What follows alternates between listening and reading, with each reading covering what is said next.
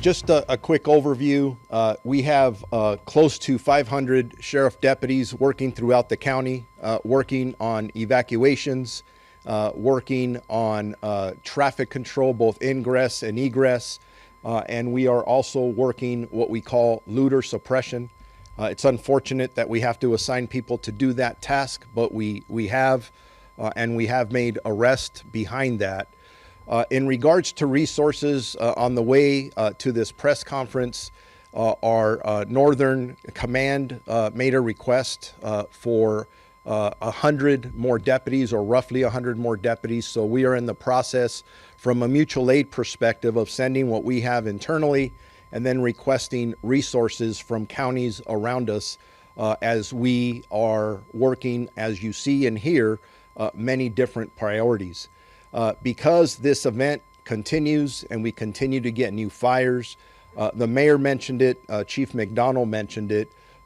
I've been working with the state, the Office of Emergency Services, for the last several days in trying to estimate the California National Guard and how they would be utilized. We made the official request earlier today, and I'm happy to report that they have been staged and ready to go. They're going to get deployed to specific missions. The first missions will be at the Palisades fire, at the Eaton fire. They will be supporting the city of Los Angeles as well. Mayor Bass and Chief McDonald made that request to us. There are several other cities that have requested National Guard resources. The city of Santa Monica, the city of Pasadena, the city of Arcadia, and I'm sure as time goes on, there will be others. Our Emergency Operations Bureau will distribute not only mutual aid resources throughout the county as needed, and then we may have to redeploy people, whether it is police officers, deputy sheriffs, or National Guardsmen, as we see. And then the state, again, I can't say enough about the Office of Emergency Services and the support of Governor Newsom, who has basically called and said, what do you need? What else can we send you? I also received a call from Commissioner Sean Dury from the California Highway Patrol. We have been utilizing their resources and using them through a mutual aid response throughout the county.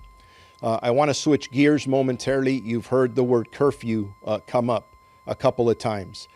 We as the county are in the process with our attorneys and our Office of Emergency Management of drafting that curfew paperwork.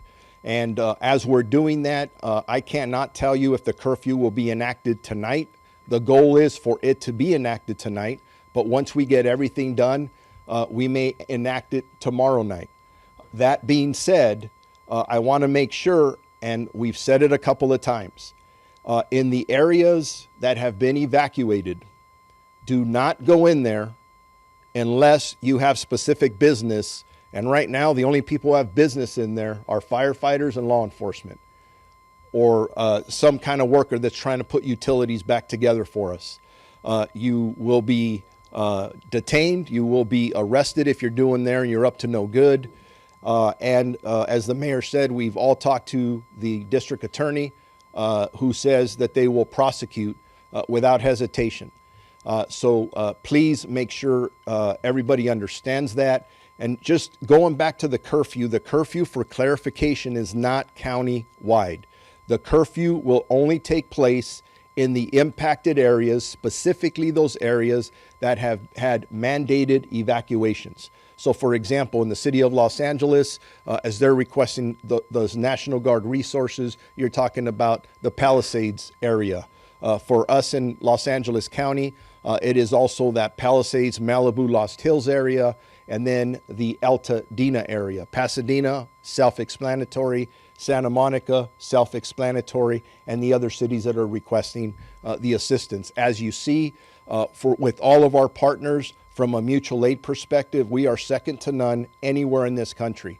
whether it is fire resources or it is law enforcement resources, we are able to depend on each other to make sure that we provide the best service we can to our community.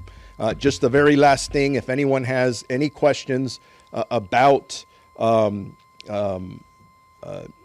whether it's evacuations, mandatory, or warnings, or any traffic closures, go to lacounty.gov/emergency for updated information. Thank you very much. Don't miss out. Log on to oneindia.com for more updates.